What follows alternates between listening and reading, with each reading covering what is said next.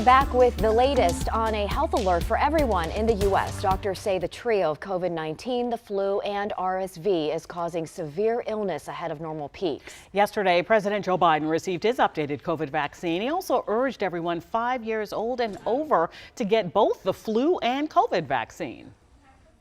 I'm calling on all Americans. Seems like you're having to make this case again. All Americans to get their shots just as soon as they can. Your old vaccine or your previous COVID infection will not give you maximum protection.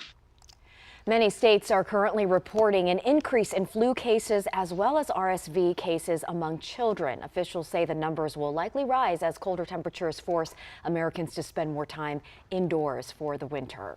So let's focus on the illness that you probably know the least about, RSV, right? What do we need to do to stop the spread and to stay healthy? For those answers, here's our Abby Larico to verify. Morning, Abby. We are staying on top of this story, and that means not just tracking the numbers or health alerts, but finding out what you need to know in your own home about this virus. So we turn to several sources to verify. What is RSV? Short for respiratory syncytial virus. The CDC lists RSV symptoms of runny nose, decrease in appetite, coughing, sneezing, fever, and wheezing, typically appearing in stages rather than all at once. Dr. Ruth Cantula, MedStar pediatrician, says it's often hard to tell the difference between RSV and other common viruses, but it's very easy to transmit, spread through droplets of coughs and sneezes in the air or on infected surfaces where the virus can live for hours or through direct contact. There's no vaccine to prevent it, and you can get it more than once at any age. The most vulnerable populations are children who are less than 2 years old. Our experts say babies are more prone to lower respiratory tract infections, plus inflammation of the airways or lungs from RSV, and can't naturally compensate for breathing issues like older kids and adults. So if I can't breathe through my nose, I know I can breathe through my mouth. Babies don't know that necessarily. RSV symptoms also tend to be more severe in adults age 65 and older. How is RSV treated? Most cases go away in a week or so, says the CDC, which recommends managing symptoms with over-the-counter meds and drinking plenty of fluids.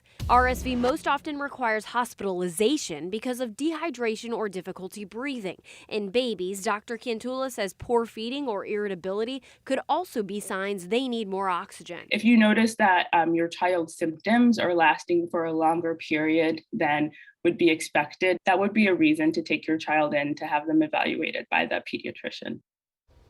Man, Abby, what about those of us who are healthy right now, but we of course want to avoid getting or spreading RSV? What can we do? Right, that's the best case scenario, right? Stay healthy. So wash your hands, cover your mouth, stay home when you're sick. You know, those back to basic health tips that are so good at preventing common seasonal bugs work here as well. That's also important because a lot of times adults could get RSV and not even know it. So a little personal space goes a long way, especially when it comes to like your friends' kids and things like that.